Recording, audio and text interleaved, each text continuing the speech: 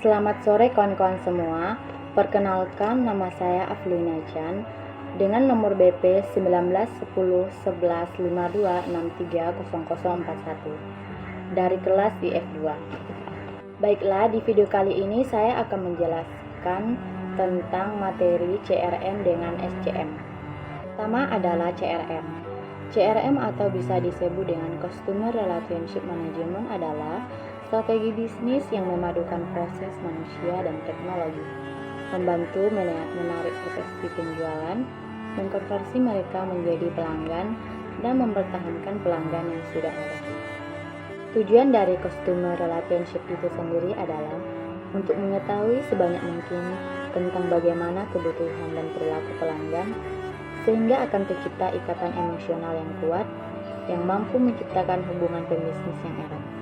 Customer Relationship Management menjangkau banyak bidang dalam organisasi, termasuk dalam penjualan, layanan pelanggan, dan pemasaran. Manfaat Customer Relationship Management. Manfaat Customer Relationship Management di bidang bisnis.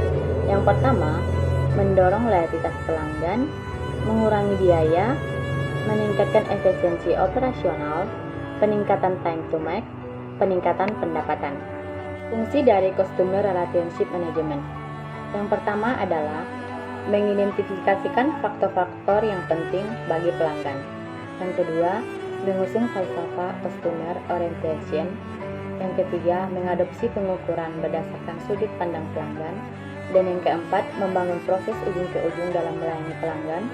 Yang kelima, menyediakan dukungan pelanggan yang sempurna. Yang keenam, menangani keluhan atau komplain pelanggan. Yang ketujuh, mencatat dan mengikuti semua aspek dalam penjualan.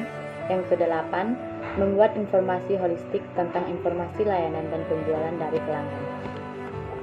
Seiring dengan pesatnya teknologi IT di Indonesia yang bersinergi universal, software SaaS based on cloud menjadi suatu kemajuan dan kebutuhan yang diperlukan oleh kalangan pembisnis, di mana saat ini penggunaan internet satu konsumsi baku di kalangan pembisnis.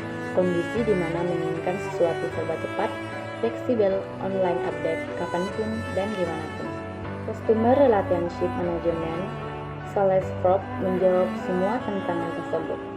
Aplikasi SaaS Customer Relationship Management yang diciptakan oleh Mark Benioff sejak Februari tahun 1999 di Delaware, Amerika Serikat. Salesforce.com menyediakan segala kebutuhan untuk mengelola penjualan dan layanan untuk semua pembisnis. Aplikasi ini sudah terintegrasi dengan sistem POS dengan beberapa fitur seperti: pertama, Sales Cloud. Sales Cloud mampu memaksimalkan penjualan, meningkatkan pendapatan, produktivitas, dan fleksibilitas dalam bisnis. Yang kedua, Service Cloud. Transformasi layanan pelanggan dan menciptakan hubungan yang baik dengan mereka. Yang ketiga, Marketing Cloud. Memantau dan berpartisipasi dalam jaringan sosial. Adapun teknologi pendukung Customer Relationship. Yang pertama, Customer Database, dan yang kedua, Customer Intelligence, dan yang ketiga, Customer Capacity dan Competency Development. Yang kedua adalah SCM.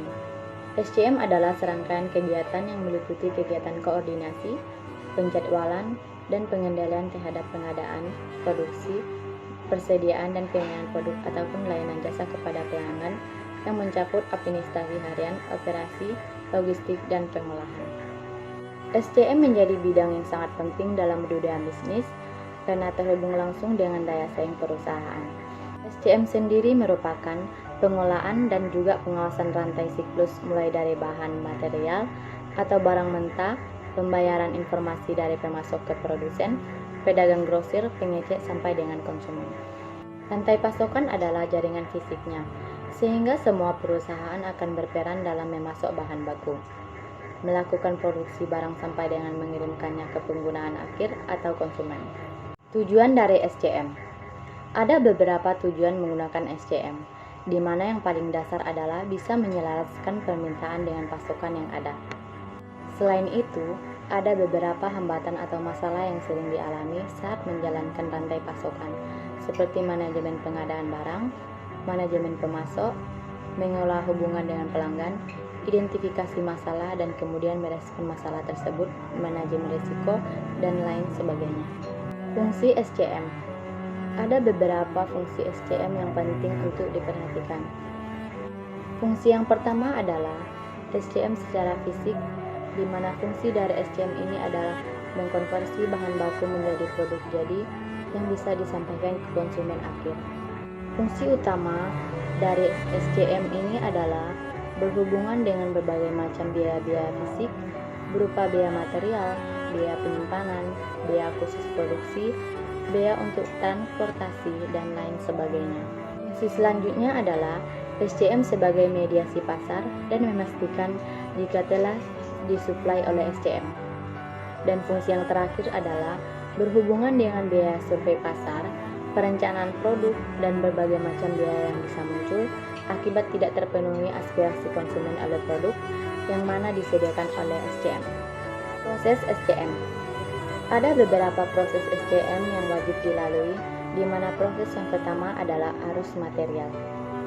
Arus material ini akan melibatkan pergerakan produk mentah dari supplier ke konsumen, dari konsumen yang dikembalikan oleh ratur produk, layanan daur ulang, dan juga pembuangan.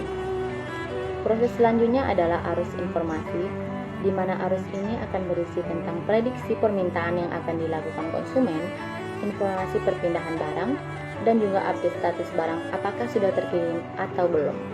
Yang terakhir adalah arus finansial. Arus ini akan berisi tentang pembayaran alur, prediktan, penjadwalan pembayaran, sampai dengan persetujuan kepemilikan. Alur informasi yang akurat ini bisa bergerak dengan mudah di antara mata rantai serta pergerakan barang yang efektif dan efisien. Dalam SCM, ada beberapa pemain rantai pasokan yang terlibat, yaitu supplier, manufaktur, dan lain sebagainya.